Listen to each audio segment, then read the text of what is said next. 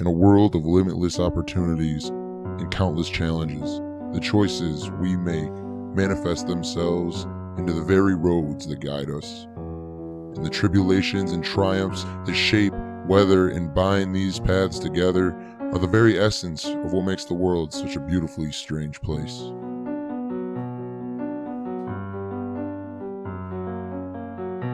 But we walk our path with no map, in search of answers that nobody has, simply hoping that we don't get lost along the way.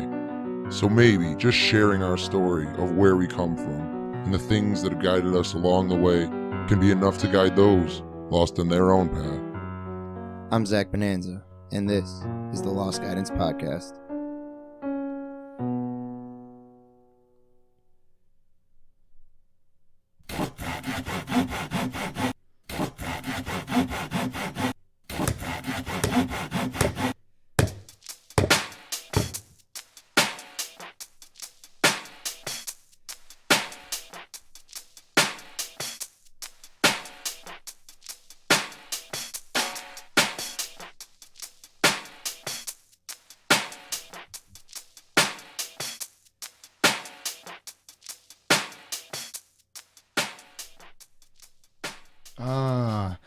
That's right. Hey, welcome, ladies and gentlemen, to the Lost Guidance Podcast. As you know, I'm Zach Bonanza, and today I'm joined by the great and powerful Taylor English. Hey guys, how's it going today? Thank you for coming on, buddy. Thanks for having me. It's a beautiful, typical New York Sunday, a little cold and rainy, but we're in the studio on some hot topics. Taylor here being the owner and operator of English Contracting Company, a local up-and-coming business, actually pretty well established now in the community that is also kind of growing in parallel along with you. So, as I do with every guest, let's jump right into it. What really got you started, and when did you realize you wanted to get into the contracting business? Well, I grew up, dad's a carpenter, stepdad's does heating and plumbing, and growing up, they were like, oh, get yourself a real job, go to college, So I did that. I went to college, and about halfway through college, I was working at a local installation company, and I was like, I don't like any of these majors that I've tried.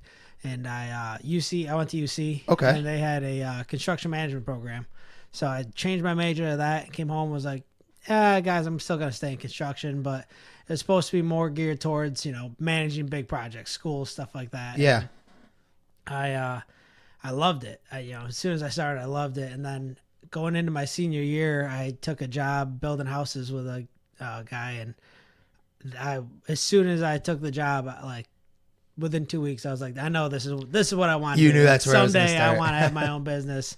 And he ended up passing away before I graduated. So I went and took a job working commercial construction, doing schools and casinos and stuff like that. And I was miserable. There's no gratification. There's no intimate touch. There's no special things. You're not doing it for a family, Right. I was like, I need to get back to it. So I started English contracting just on the side for a little bit, and then things started to pick up, and I was like, you know what? Let's just go for it. And so how old were you when you were finishing your degree? When I finished my degree at 22. Okay, so you're 29, 30 now? I am 27. 27, wow. 27. Okay, so a few years back now, and you take these jobs, and so is that kind of one of the eye-opening moments for you when you're just doing this generic work on casinos and schools like you had mentioned?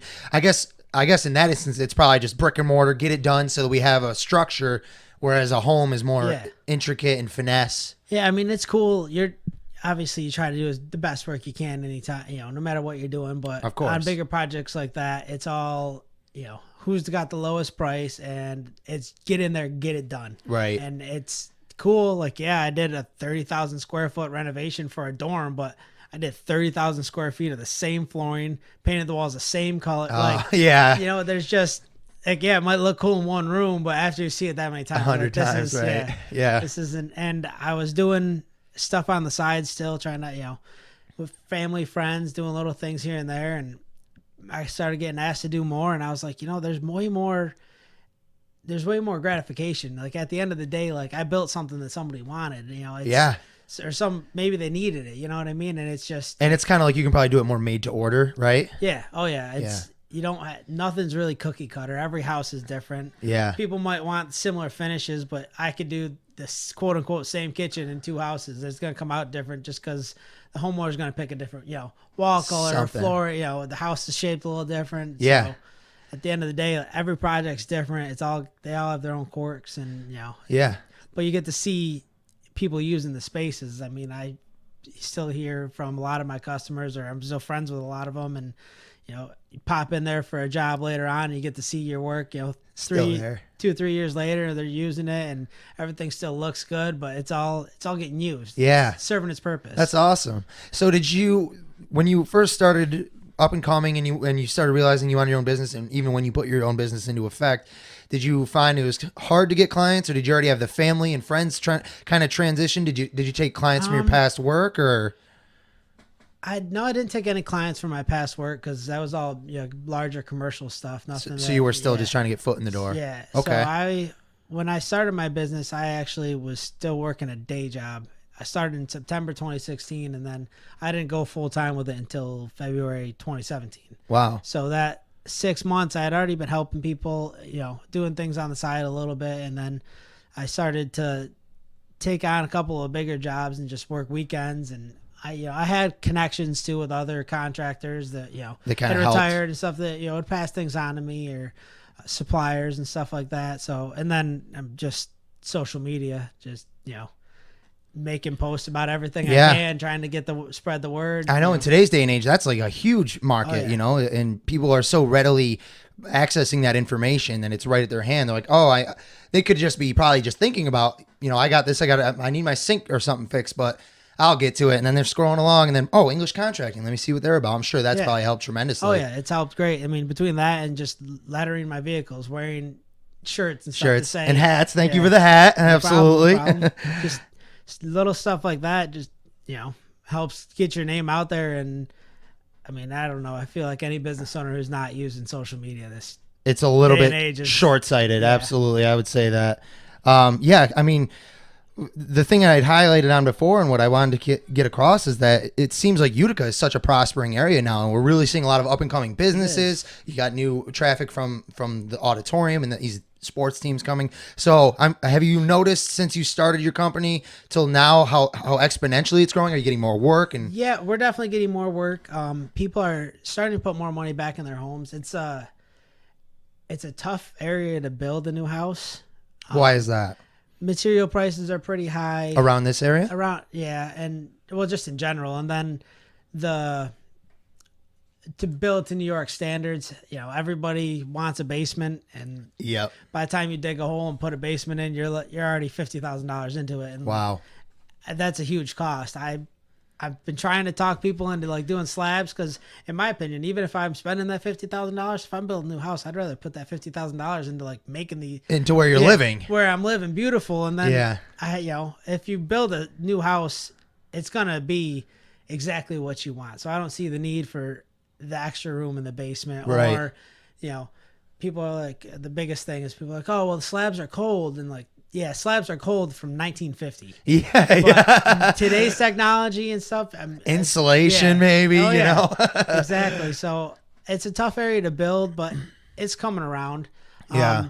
But as far as additions and people reinvesting back in their homes, it has definitely, last year there was a huge jump just from the year before. Really? So Yeah. you're seeing market trends almost. Yeah. And just a huge jump to where there's not a lot on the market. So people who might have been looking to go buy a new house, instead of buying a new house and, paying top dollar, they're like, I'd like my house. Right. It's nice. I want a couple things done. So then they're just, A little more happy with their I would like the space. color of the siding, just, putting money back into their house, which is only in turn going to raise the value of their house anyway. And so. raise the value of the community Yeah. around them, Oh, yeah. and your home market value and everything.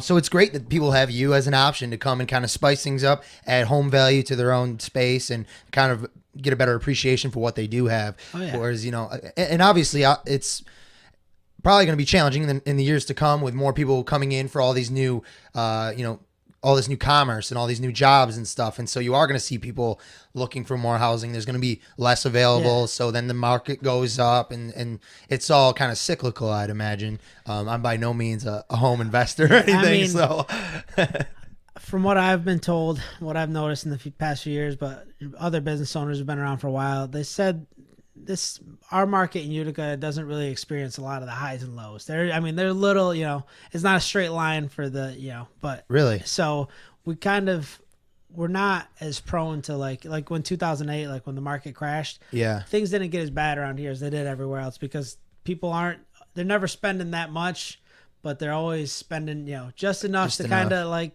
to keep the economy alive. But, you're not getting people that want to build, a development with a bunch of $400,000 houses. But right.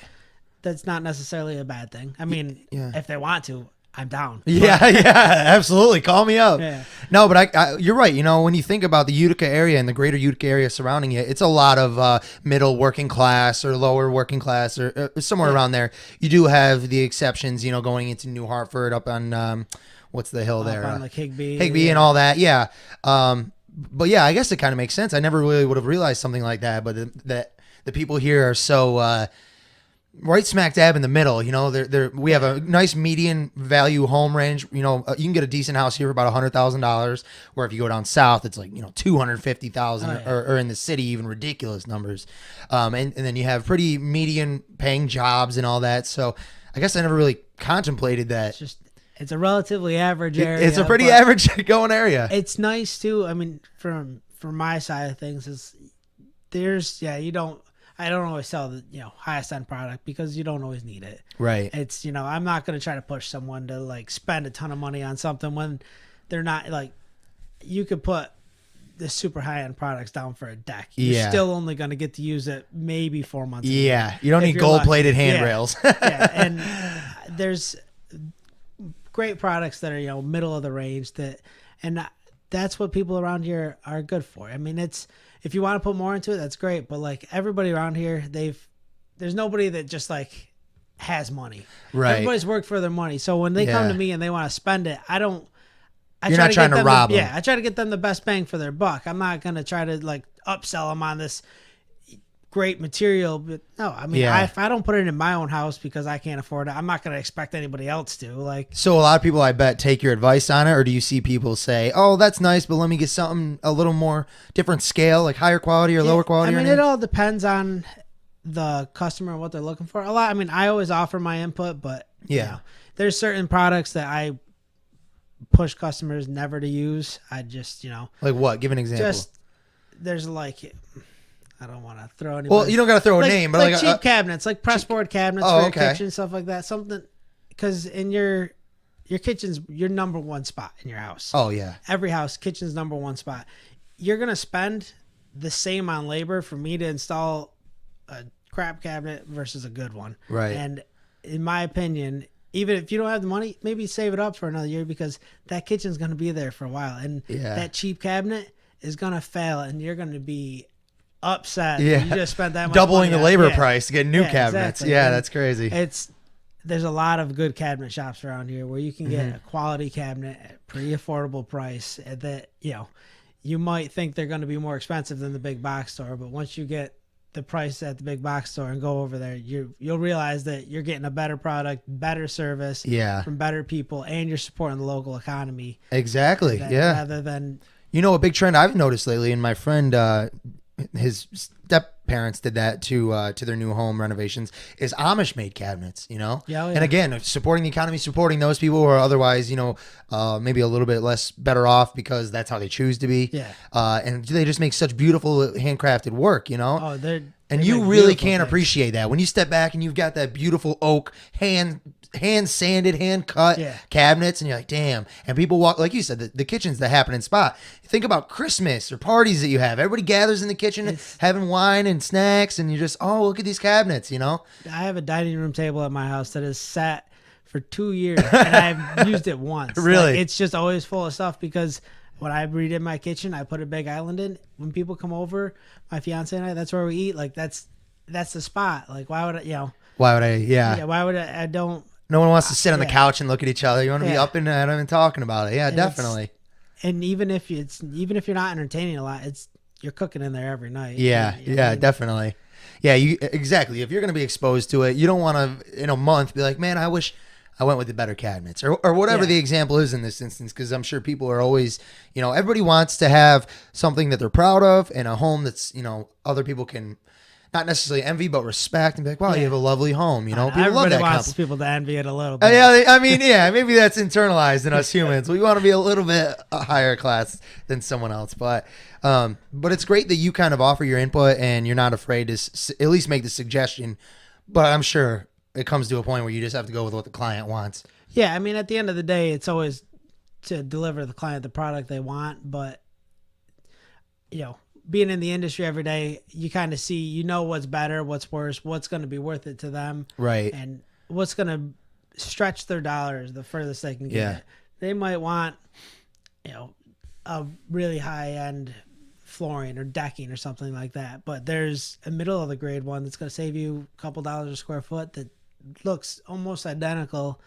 And my warranty's the same on it. So it's, Yeah. So has there ever been an instance where you suggested something to the client and they went with something else and then were like really unhappy with it? Is that from like a personal experience? They've had one of my first customers we put a vanity in and she wanted a marble top, which is, marble is beautiful, but Pricey. American marble is soft. Like American marble, you rub your hand on it. If you got like grit on your hand, you're putting your hair dryer on it and stuff like that, it's going to scratch. Yeah. Just how it is. Uh-huh. And most cabinet manufacturers or countertop manufacturers around here won't even warranty marble because they know it's going to it's going to stain. It's going to get scratches on it. If you're buying it, you have to want those imperfections. Yeah. And I told her that, and soon after, the top came in, got a scratch on it, and she was like, "What do we do?" And I was like, I can't do anything. Yeah, I told you not to. Yeah, she ended up getting a replacement top from the store she ordered it from, and we put it in, and I never, I don't know if this one got scratched again. Yeah, I'm assuming it did, unless she put a bunch of things to cover up the countertop. But yeah. At the end of the day, the marble looks great. Yeah. But you got to know what you're right. Your experience speaks for it. Yeah, and if you're going to spend that much money, you might as well spend it on something that's not going to get damaged, unless that worn look is what you want. I mean, I love rustic, worn looking things, but yeah.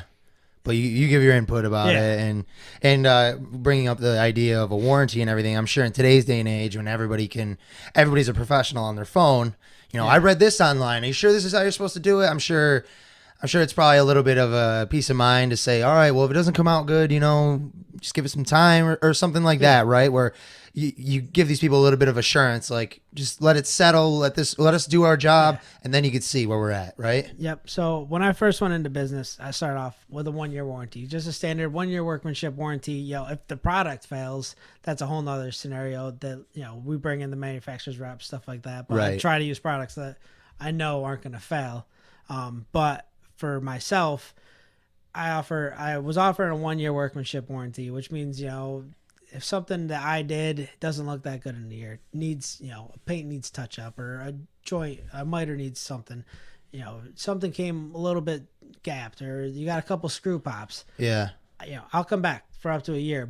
And I was like, you know what? I'm confident. I know I do good work. I like my customers. So I actually just upped it to a 2-year warranty. Wow. Because at the end of the day, you're paying for it. Yeah. You want me to be there. You want me to do a good job. And on bigger projects, like I just did a pretty big addition last year. I'm actually going over there shortly because there's a couple screw pops, because as everything dries out when you're living in it, you're going to get a drywall screw that pops its head through. I'll go over there. That's awesome. I'm sure that speaks to the personability of you and your company and the message that you're bringing to the community. Like, hey, not only am I providing good local work with local supplies and everything, but I'm so confident that we're going to do a good job and you'll enjoy it, that if there's an issue, just like you said, you're friends with your past customers because they believe in you and what you do, and that you will come back and you're a man of your word. So that's very admirable. And that's what I want to sell. I want people to know that we'll be there. You're selling the name too. Yeah, no matter what, if you have an issue, I'll be there. I'm, if I need to be there that day, I will. If it's, if it's just a little touch up, and 1 year, 364 days later, you need a screw touched up, or you need something done, I'll be there. That's awesome. And it's just, I know the quality work we do, and I know. How often have you found that you have to go back? Not very often. No. Right, exactly. I mean, there's like I said, that big addition. He's got a couple screw pops. I have to go over there and take care of. We have to seal the front porch because it got too cold to do it before the end of the year. I was like, I'm gonna be over there. Let me do anything that you need touched up. Like, he was like, don't even bother. And I was like, no, I'm already there. Yeah, let me do Just it. let me do it. Yeah.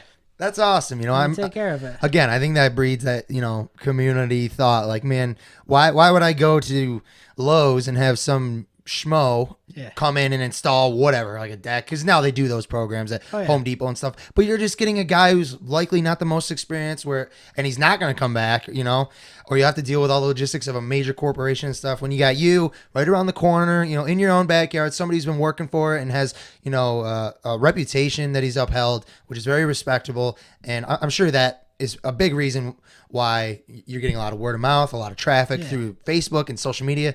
That's a big thing, is people to know that it's somebody, just another local guy, kind of like me, that is respectable and adheres to his message and his work. Yeah, so. I try to be pretty transparent. I mean, even when it comes to pricing a job, if a customer has a question about what something costs, I tell them, or in my price proposals, there's a budget for different items that could change because it's tough to price them. I mean, exactly. You can buy tile for 99 cents a square foot, or you can buy it for $15 a square foot. Yeah. So I'll put a budget in there and just let the homeowner know, like, listen, this is what I put in there. If you spend less than this, then you get money back. If you spend more, And now that brings up an interesting point, because we just had an instance in the community recently, which I mean, we don't need to go into specifics about names. I'm sure you're kind of aware of the situation where there was a gentleman who had promised to do work, and then as he was doing the job was returning the products and taking the cash, and then was duping the client. And it's like you said, you got to be transparent in this industry. Nobody wants to feel like they just got the runaround. Yeah. And I mean, when I saw that article, it fired me up. I can imagine. Things like that bother me because it puts a bad name for all of us. Right. It puts a bad taste in everybody's mouth for every other contractor out there. And like I tell people all the time, you don't have to go with me. I don't, if you have somebody else that you like more, go with them. Yeah. But just make sure whoever you hire, you trust them. Make sure they have insurance. And make sure you work well. You don't want to be working with some guy and be like, I don't, like someone standoffish or something. Yeah, or feel like you need to watch him every day. Like, I'm a member of the Mohawk Valley Home Builders Association. Okay. And there's a bunch of contractors in there, in other spots like that, or somebody even in the Utica Chamber of Commerce. Someone who's involved in the community is gonna do whatever they can to keep you happy. Exactly. You don't have to go with me, but if you do, make sure that make sure the contractor that you chose, you can trust him, that he's got insurance, that you're not gonna. I think those things even speak to it too, because you're going somebody who is willing to go through those proper channels and become a member of the Mohawk Valley Home Builders Association or the Chamber of Commerce. It's somebody who's willing to do the proper channels to get your work done right. It's not somebody who's going to be shady, because he now wants to be a member of the community like yourself and uphold that reputation. So I think you're right. I think that's an underlying message someone could really take from this episode is be confident and do your background information on who you're hiring, right? Oh, definitely. I mean, the person's going to be in your house. Make sure that you have someone you can trust to be in your house. You don't want to have to take days off of work whenever something's getting done on your house because you don't trust your contractor. Yeah, and you're like, you don't know if he's going to walk in and empty your fridge or something. Exactly. I mean, it's your contractor. You should be able to be friends with your contractor, at least on some level, because they're in your house. Exactly. You got to trust that they're doing everything they can in your house to make it what you want and make it safe. And, there's not going to be issues. And you won't have the regret of it, And I think that, something I could think of that would equate to that is when you want quality versus price is like a tattoo, If you want a tattoo of a lion, you better go get the best tattoo artist, and you're going to want to upspend and do your background, make sure he's legit. Whereas if you just want a cheap tattoo, you're going to get what you pay for. And that's the same thing with contractors. If you go on Craigslist and you find just somebody posting an ad, $100, I'll do your porch. Well, you're going to get a $100 porch, or you can look at somebody who's in the Chamber of Commerce and a member of the community. I had a friend, Jeremy Seaton, he's watching us live. He wanted to chime in and say, question, wanting to have a home built versus buying a house already built. What are the things to plan out for trying to accomplish that? So what are the costs and benefits to trying to build your own home versus just buying? The best thing to do when you're trying to build your own house is have a set of drawings first, even if it's not a stamped set from an architect. If you find a blueprint online you kind of like, it almost works, and then reach out to a contractor to get a budget on it, because Like how much it might be to put that house together for you. Yeah, so how much it might, because it's tough sometimes, because you can get a house drawn. An architect and engineer can draw anything, which is great. I mean, great, but they don't, it's not always figured on what your budget is in mind too. So you might get a house drawn, spend $1,500, $2,000 on a set of drawings for a house, and then go to a contractor and be like, all right, I want to build this. And then you get the proposal from them, and it's, $100,000 more than you want to spend. You're like, oh, what? And you're like, well, yeah, there's ways to save money. I was just doing what, I just priced what the drawings were. Yeah. So it's nice to try to almost pick a builder before you pick an architect, or pick them at the same time, and help design everything all the way through. Yeah. Like, I'll have customers reach out to me for additions or homes, and I try to figure out what they want, what their budget is first. Right. And then take it to an architect, so we can all work together on it, because there's going to be things that I want to see on there that maybe an architect doesn't, and I can help, we can both help push the homeowner, direct them and figure out what they want. Because a lot of times people come to you, they, I just want to make this bigger. You're like, all right, well, all right, we can do that. We can do that. But there's a lot of things we got to work out in between here and there. Yeah. So I guess the procedure would be like, so maybe if you get a piece of land, and that's like your first step, and then you say, hey, I want a home this square footage, and then you could probably come in and be like, these are the materials I suggest if you want to keep it in a lower budget. Yeah. These are the materials for higher budget and stuff like that. Yeah, definitely. I mean, even if it's before you buy a piece of land, you want to reach out and be like, hey, I want to build a 2,000 square foot house. How much should I be looking to spend? A minimum, Yeah. And I mean, I can usually get a pretty good ballpark number on things now. Right. I spent an absurd amount of time making spreadsheets and stuff, so it's fortunately made me more efficient, and I can usually get you a ballpark number, and then so are you just like able to there. Are you just able to like calculate just want to make sure something happened. Are you able to like in your head just calculate like plywood, 2x4s, sheetrock, insulation, and you kind of can estimate it? Yeah, after pricing as much as I have in the past, even it's only 3 years. I mean, guys who have been doing this for 30 years, I don't even think they should have to go home and sit down and do anything, because I know after just 3 years, like you walk in and someone's like, I want this done, I want my kitchen done, I want this, and this, and like you feel almost professional about it. I usually have like a ballpark figure in my head, so I'll still go home, figure out all the figure everything out I need, and be like, all right, well, that's I'm usually pretty close. Yeah. Well, I think that's something that definitely comes with time and experience, and someone who's able to do that. And obviously someone could give an estimate and that's bullshit. Yeah.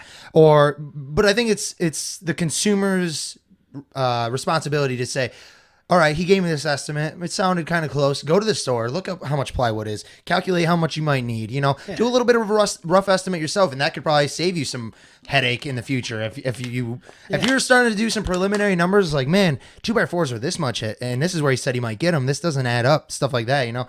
I think that's a good way to tell if the person you're working with is full of garbage or not. The biggest thing to think about with any project is always know your budget. When you call someone out there, don't be afraid to talk about the budget like the contractor's just going to take all that money to do your project. I need to know your budget. Yeah. Because I can price a deck and use, AZAC PVC decking, which is like 6 times the cost of pressure treated. Right. Or I can price pressure treated. If you give me your budget when we're out there, I know, like, all right, well, this is the route we should go. Yeah. And it's not that I want to, I'm not trying to take every dime you have of that budget. You've got $25,000 to spend. I'm like, let's buy the high end stuff. Let's see if we're in the same area. Do you find people are a little hesitant these days because of how much scamming is able to go on? They can be. I don't know if I've had people be as hesitant just because, of that, or if a lot of times people honestly don't know what they want to spend. But like, even in those scenarios, you still have a budget. Yes. Like if you're like, I want to get this bathroom redone, tell me what you want. I'm like, just a roundabout figure, that's going to cost you $30,000. You're like, oh wow, that's way too much. So you have a budget. You don't want to spend over $30,000. Yeah, like, yeah. Even if it's just something like that, like, oh, I really only want to spend this on, this is what we're thinking about spending. Right. Even something like that, because maybe we can't do your dream project in that budget, but Right. maybe you could save up for another year, another 6 months, and then we can. Right. You know what I mean? Or maybe there's a little thing we can take out of your dream bathroom. We could just change this little detail and it'll save you a bunch of money, and then you can afford it. Right. Stuff like that. But it's nice to know, because I do free estimates, but every time I go out and look at a job, I have to go home and spend an hour, 2 hours pricing it, Right. sending it out, and I'm doing that on my own time. Right. I'm not on the clock. Yeah. You know? So a budget is good for me to know too, because then I know, should we even go ahead and do this estimate? Yeah. Is this something we, Can even reasonably do? Is it something we can reasonably do, or is it something that we should wait and just communicate? Yeah. Or I can go do the estimate, but we'll know that it's going to be a little bit down the road. Yeah. Something like I that. imagine that's where the transparency is really a positive thing, because you can't be afraid to tell people like, hey, I don't think we can do what you want us to do. Maybe save up and we'll come back. Whereas I can imagine other people who are really trying to be sly about it, and those kind of backdoor shady guys will just be like, okay, this is what you're working with. Yeah, sure, I'll do that. And then they'll just, cob job something for you, and then you're upset, but they've burned through your budget. Now what do? You have to resave all over again to redo the job? No. Yeah. It comes down to, that's where you need to make sure and do your background homework and discuss with the person before going ahead with anything, and say, are we on the same page? Are you going to be real with me? And it seems like that's really the type of business owner that you are. It is. I mean, even like I said, you don't have to go with me. But Exactly. If a homeowner says, oh, I got another quote, is this much less or this much more, Fair enough. Maybe we should, if it's a dramatic number, you're talking 25% more or less than somebody else's proposal, you should really make sure that you're getting apples to apples. Absolutely. On say a $20,000 project, someone comes in at $15,000 or less, you should be concerned. You should see why that is. Why did everybody else say so much and this guy's giving you so little? $20,000, nobody's making that much money, but you should make sure that you're getting the scope of work. Right. Likewise, same, if somebody says $50,000, you're like, why is it twice as much? Exactly. It's just always be wary and don't necessarily take the cheapest price, even if it's something where, if you trust both guys that came out to your house, be like, listen, here's the differential. I just want to make sure we're getting the same product. Yeah. Yeah. Any good, respectable contractor is going to be like, yeah, let's look it over. Let's make sure that we're both on the same page. Yeah. Because this is how I make my living. I don't want to lose money. So maybe I did miss something, and that's why it's, right. That's why it's 25% less. And you're just helping me out to make sure I don't, right. To recognize that. so that I don't go in the hole. But, yeah. And maybe it's the other way around. Maybe that other contractor was 25% less because he missed something. Yeah, because he missed something, or it's just some guy off the street that did it, a quote. And have you ever had to call somebody out for your client, your customer, and been like, "Hey, I know you got a quote from this guy, but you should be weary of that"? Or fortunately, I haven't run into that much. I mean, I don't necessarily always know who people are getting from, right. And so I haven't really run into that issue. I mean, I talk to a lot of other contractors. I mean, yeah, I talk to probably 3 or 4 other contractors every day. Oh, really? Yeah. There's a so handful of guys. it's a pretty big positive community then in the area, the contractor construction business. Yeah, there's a lot of guys. There's 3 or 4 contractors, that off the top of my head, that if I need something, I'll call them and be like, hey guys, is there any way I can get you for a day? And just we'll help each other That's out. awesome. Just Natalie Construction by chance. Yeah. Mike's been helping me out. He had for a mentioned week you or guys 2, the other day. Yeah. And he'll be coming on the show soon. Oh yeah, Mike's good. But I mean, there's a bunch of guys like Natalie that we're a bunch of smaller guys. We can't justify hiring a whole 4 other people. team. Yeah. But we can justify helping each other out, paying each other for days here or there, just to get things done. And, right. I mean, you run into projects where it does help to have 2 more guys, but I need 2 more guys for this project doesn't mean I Just necessarily need not them, permanently. Yeah. for the next one. So it's a good community. And if you can find somebody who is even talks to, maybe they do have a bigger crew. They don't need to use other contracts, but like just even talks to other people. Like if you're on, a first name basis and you can just shoot the shit with someone every day that's in the same industry as you, know, it's not cutthroat. You know that they're willing to help you because like at the end of the day, the guy he's bidding against might be his friend. Right.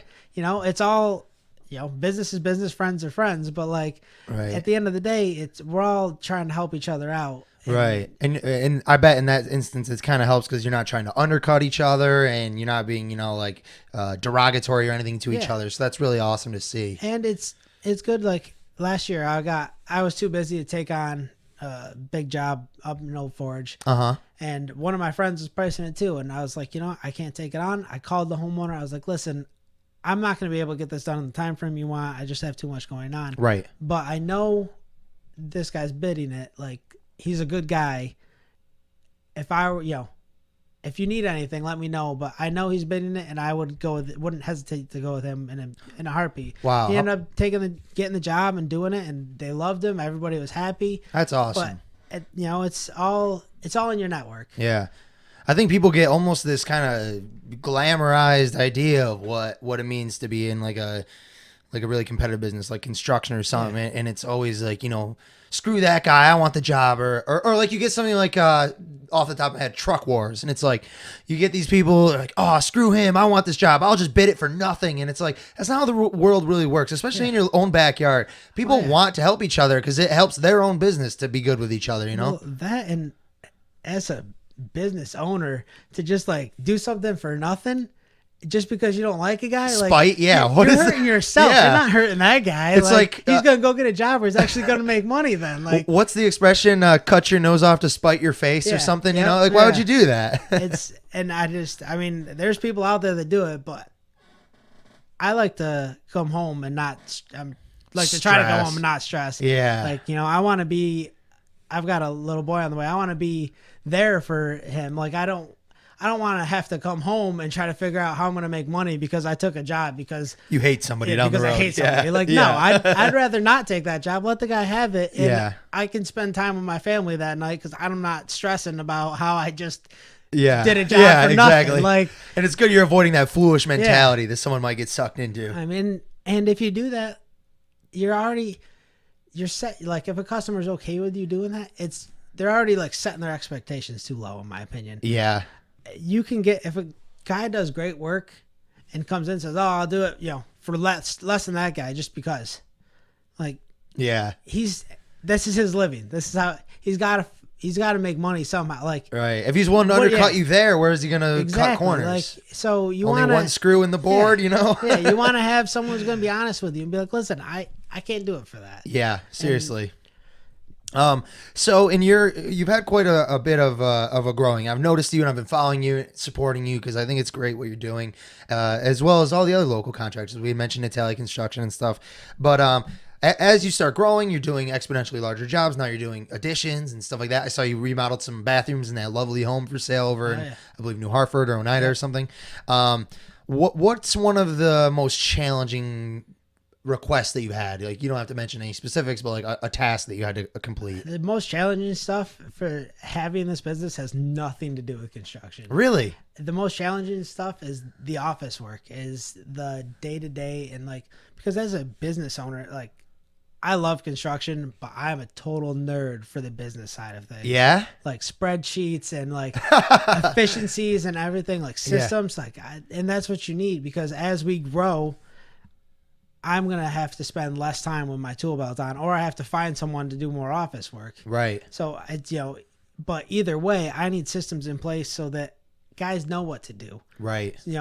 Even just a system, just as simple as, hey, we get to the job in the morning, you open up the van, you take out, this, and this, you set everything up, the batteries get plugged in, because having dead batteries is my number one pet peeve.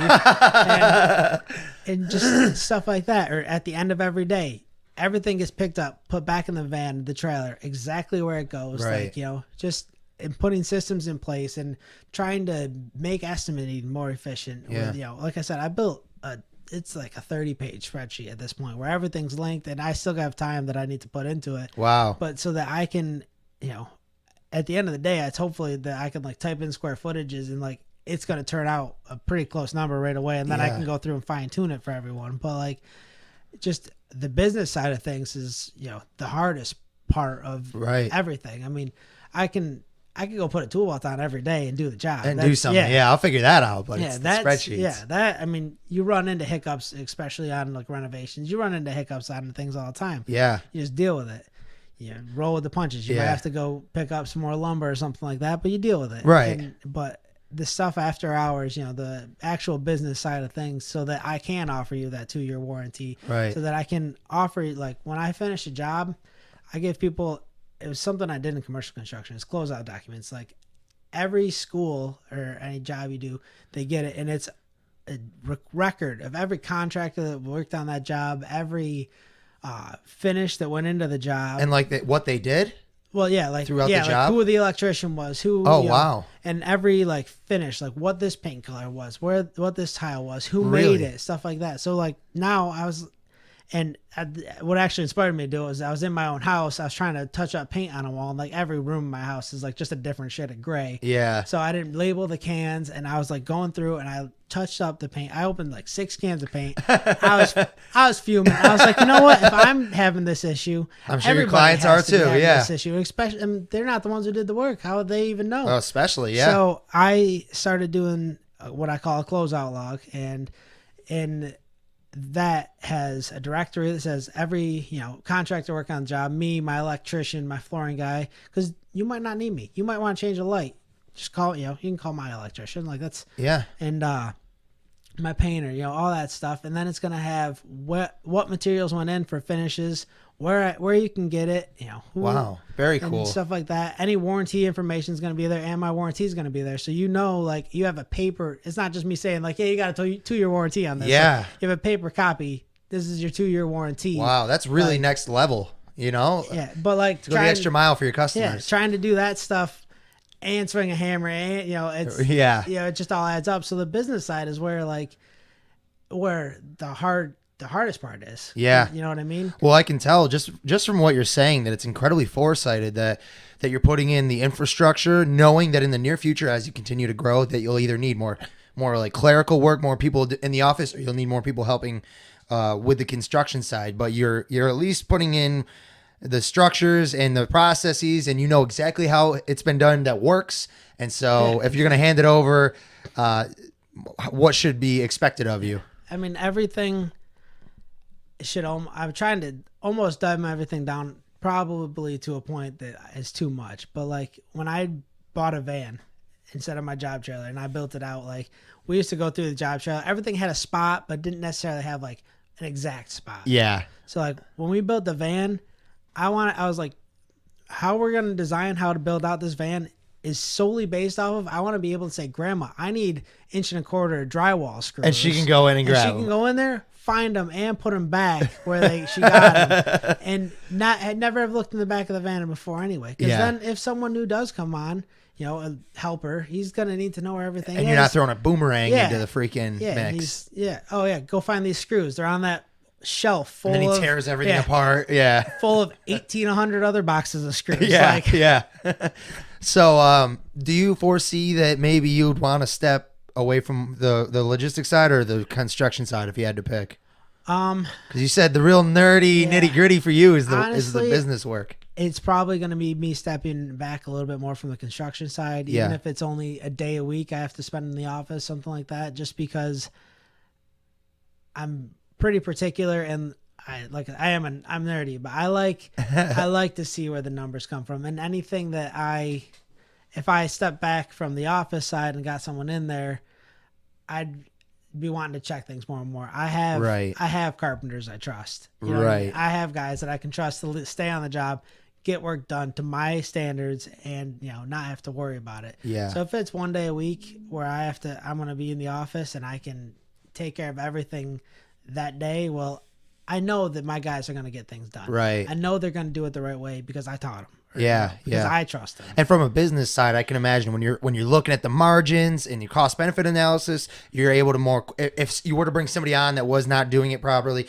you'd be able to quickly catch it. Yeah, You know, well, when you're that really and- analyzing it yourself, like, oh, we lost 5%, and ever since this guy started on, what's the issue? Where's the Well, disconnect? that and it's not going to matter to them as much. Right, right. Like, oh yeah, we were a little over on hours on this job, but who But you're cares? crunching Yeah. numbers. You're like, this is why it matters long Yeah. term. Let's look at this over a year. You Yeah, know, and like I like to take care of my guys. Like even I like to offer them paid time off, and I'm working on getting retirement set up for them and stuff too, because like they're employees. They're working hard Yeah. for a living. Like yeah, man. the least I could do is offer them more. Right. And like in order for me to be able to do all that, I have to know my numbers. Yeah. So I feel like it's more important for me to be there, be the one crunching. Be the more numbers. businessman. Yeah, I agree. It's kind of the business orientation is very key in when you're becoming a respectable, well-known business like yourself. Do you have any particular job that was your favorite? Something that you stepped back and was like, wow, this came out perfect? Well, there's one kitchen I did last year, and the homeowner just she had a design, but she kind of also was like, I trust you. Yeah.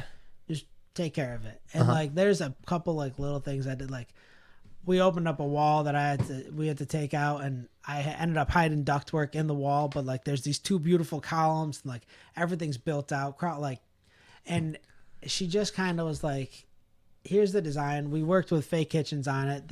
I do all my kitchens through them. Awesome. And she was like, here's the design, like, but the details, she kind of was like, you know what? I trust you. Like, Awesome. Let's go for it. And So you have free range on the canvas. yeah, and the way it was set up, like it just allowed for something that you could take a beautiful picture at the end. Like, there's not a person that sees that kitchen and be like, oh, this kitchen's not nice. Like, right. You know what I mean? But then the addition that I just finished up too. I mean, it's a big addition. It was a whole home renovation along with it, and so I was with these people for 6 months. I mean, wake up, get there in the morning, and like see their kids before they go to school, like stuff like they we became friends by then. And they had to deal with me working on their house for 6 months, like they're saints, but and it was my biggest project to date, but it came out great. They're happy, I'm happy, and like I got it done. It's just nice to look back and be like, yeah, I built that. Yeah. Unfortunately, it's not on a street I drive down all the time. I know. You can't, oodle at it every day. But I mean, it was just, they were the great people to work with for, my first job that big by myself. I had built a house. But I hadn't done everything. I hadn't handled the whole scope of work. I had worked with other guys and, helped other people, or only did parts of the job. And it was my first time to like, yeah, here, it's all on you. And Good luck with it. And it came out great. I mean, there's a lot of details in that house that I love too. And they were the same way, kind of like they had their ideas, but they were like, what would you do? And like, I mean, so they had this beautiful fireplace with the cathedral ceiling and stuff like that. Wow. And they, before we painted everything, they wanted to dial the paint color back, just one hue. My painter was there painting. I was like, don't buy that paint yet. So he gets the walls painted, and I was like, yeah, no, we're going with the darker color. And he was like, you sure? And I was like, yeah. I was like, I'm sure.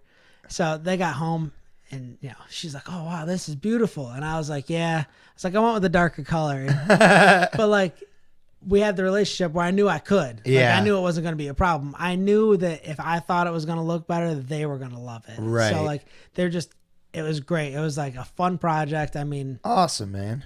What an awesome experience to be able to have that as your first big, all on you kind of job, Oh yeah, and like they put it all on me, but they trusted me where they needed to, and they've used a couple of my contractors for other, like they've had my painter back there to help paint some other rooms in the house and stuff like that, and my electrician's gone back there just because anybody I use is up to my standards, is up to my quality, is personable, is going to help you out too, is going to fit my morals, my my ethos, and they were just great people to work with. And Awesome, man. I'm very happy to hear that. You know. it was a fun project. Yeah, killer, man.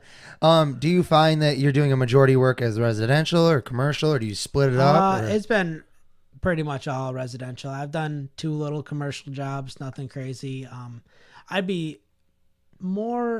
I'd like to get a little bit more into commercial work, but only something that fits my style. You know what I mean? With commercial work, there's a lot of different things that come into it. I don't want to, I don't want to do big stuff. I don't want to do schools, but like someone wants to build a cool restaurant. Yeah. Hit me up. Like the sanctuary down there, something came out pretty cool, you know? Yeah, something that, it gets to have custom touches. Something that people care about. Yeah. You know what? I'll do it. Right But on. if you just want, your cookie cutter, like here's your, White walls. here's your office building, I'm probably not your guy. Yeah. I'll Well, build a great product for you, but you never know. Lost Guidance Studio might be in the future for you, huh? I'm down for it. That'd be awesome, you know? No, it's really cool to see that you're somebody who respects not only your own name and your reputation, you respect your clients, you respect other contractors in the area. And I think that all has, that mindset is something that benefits, it's all encompassing of the whole community. Everybody's going to get a little bit of something positive out of that, you know? I mean, I'm 27 years old. And I want to do this till I retire. Right. I mean, I have to stand by. You're not slowing down now. Yeah. You have to stand by. You can't go out there and just piss everybody off. Because what are you going to do then? What's your backup Well, plan? what are you going to do then? And like, that's not the right way to run a business anyway. Yeah. And I don't know. I know how much things cost. And I know that if I had to pay someone to do it, I would want to be able to trust them. I would want to know that they're going to go above and beyond because they care about my home and they care about my family. Yeah. And that's what I try to do. If it's, it's just, I don't know. To me, it seems like a no brainer, but there's plenty of other guys out there. Yeah. And that's what I was going to say. It's crazy to me that someone would even try, a young contractor or something, some of the more shady people you might read about online or even some of the ads you see on Craigslist is something I keep reverting to. Cause it's like, you read these things and you're like, all right, if some derelict really does trust this guy on Craigslist and then performs terribly, you've now got the worst reputation. No one's going to hire from you again. You have no other backup option. Why shoot yourself in the foot so young in your career? Or, and why not try to do the right steps and build your business? It's almost like, I don't know. It's unfathomable to me that someone would try to take the shady road when the prosperous road is to be a thorough, respectable person. It's a long game. Yes. Years 1 through 5 might be a little harder that way. But at the end, you're going to have this beautiful business with a legacy. If someday I'd love to be able to pass it on to my kids if they want it. If they don't, they don't. But I'm not going to push it on them. If they want it, I want it to at least be an option. I don't want to leave them something in shambles. Yeah. Sorry, I would give you this business, but everybody's going to hate you. You don't want it anyway. So that's awesome. And again, we said it before, but congratulations on the son coming out. Rickson James English. Yeah. Due when? July 5th. But we're really hoping for the 4th. Oh, that'd be great. American baby. Yeah. Tell the kid that everybody's just celebrating your birthday. And I mean, it's 5 or 6. Realize that we were lying, but. Yeah, your Uncle Sam's coming. Yeah. No, that's great, man. Congratulations. And it is something that you'll be able to, somebody who's doing it right like you, and you'll be able to show your son at a young age that you're a pillar in the community, you're somebody who's respectable, and these are the morals that you should adapt, and the ethos, like you said. These are the mindsets that good people and good hard workers prosper from, and that's something that we need more people to send this message out, which is why I wanted to have you on, because I think that's something that in a day when people are overly exposed to both good and bad, of anything, contractors, podcasters, anything, just political news and stuff, you need to be exposed to the positive more than you are to the negative. So if all your focus, totally agree with right? you. So I was more than happy to have you on it and thrilled that you took me up on it, because these are the mindsets that I hope somebody trying to get into the industry upholds, And so I was going to ask you, that leads me to my next question. If somebody is out there and they want to end up doing this, or they're in the middle of going to business management school or something, what's the one real heavy thing that you would harp on them to do right? Just ask questions. Ask questions. Just learn. Just be a sponge. I mean, I'm sure the guys that I worked with all through college. I'm sure I annoyed my dad's too, like my dad and stepdad too. Like I'm sure I've annoyed all of them because like when we're doing something new, I just ask questions. Like, yeah, I might ask 35 questions, but now you know it. Yeah, at the end of the day, I know it. Like my stepdad, he always gave me a hard time when we were working with, when I was working with him. He's like, I only say things once. All right, so like you say it, I have to know it. Like I have to internalize learn it. even if it's just go grab this. Like he's but and they Don't be daydreaming. and I just if I don't know, I'm a curious George. I like to know what's going on. If you're doing something new or you have this like little trick you're doing, like what is that? Yeah, how'd you do that? Or a new tool or something. Yeah, just listen, pay attention. I mean, it's the people around you are where you're gonna learn the most. You can learn a ton from going to school, but the people that you work with, that you associate with, everybody's full of information one way or another. Right. Like, that's where you're gonna learn. Right. And we need people like you coming up as a follow-up generation. I think of people that, just that I know that have, 40, 50 years experience. It's a family-run business. And that information needs to be passed down. Those people who have long, well-reputized names, that needs to be passed down to the next generation of question askers who perform positively and improve the environment and the community. And that needs to all, similarly to how negativity can be spread down from generation to generation and bad genetics and all that stuff. Likewise, you need the good, inspirational, and well-learned work. Oh, yeah. And I mean, the construction industry right now is extremely short-handed. So like if you're interested at all, you can make a good living. And at the end of the day, you get to like stand back and be like, I built that. Exactly. Like, it's an awesome feeling. I mean, it's probably what got me like, interested in it from day one. Yeah. Just like you step back and you're like, man, I worked hard today, but like that looks awesome. Yeah, man. Do you have any other hobbies like, building birdhouses or something? Is there any other little things I can tinker with? Right now, I mean, I got a classic truck that I like to tinker with. But, like a C10 or something, right? I got a 77 C20. C20. Yeah, I mean, it's fun. I try not to tinker with it too much right now, but I mean, the head gasket's moved after I got it. So I ended up tinkering with it.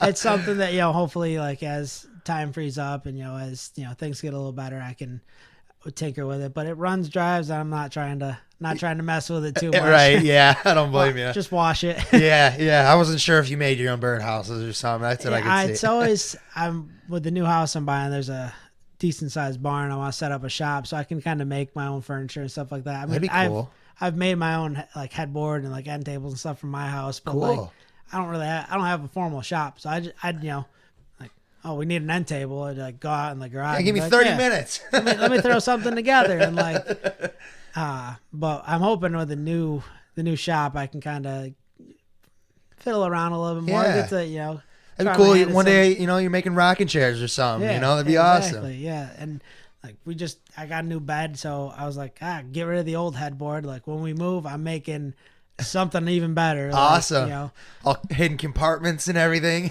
I'm thinking maybe a couple of drawers under the bed or something. That'd be cool. We'll see how adventurous I get. Yeah, right on, man. Ambition's a hell of a thing, and it's clear to see your business is growing very well.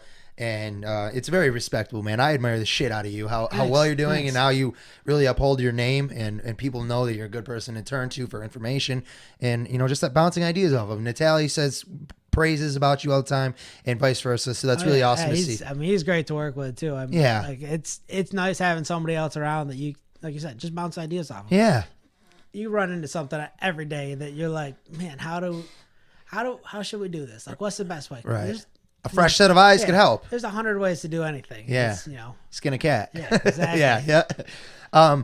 So believe it or not, we've been chatting for over an hour, man. This flies. And I could just talk with you because this stuff is interesting to me. I've built things before. My family built our camp, 16 by 20 camp outside Sherburne. And that was a really enlightening experience for me to be up there sweating, roofing all day, putting up walls and doing the installation and all this yourself. And so I've had a little bit of experience from it, but to see somebody, and like I said, and it's such an up and coming community that's growing. And like you said, we're in a great place where it's right smack dab in in the middle. We don't really take too many sharp turns. It's always been kind of on its upward growth, and likewise, so is your company.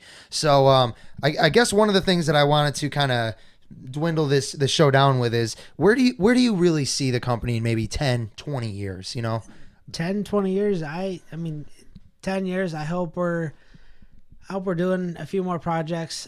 I don't really want to get too big, maybe one, maybe two crews. And there's a couple other things I have in mind to like expand the business with, but we're getting set up for it and stuff. But I'm hoping that I can, have a couple crews, guys I trust. We can build some cool, fun stuff. Yeah.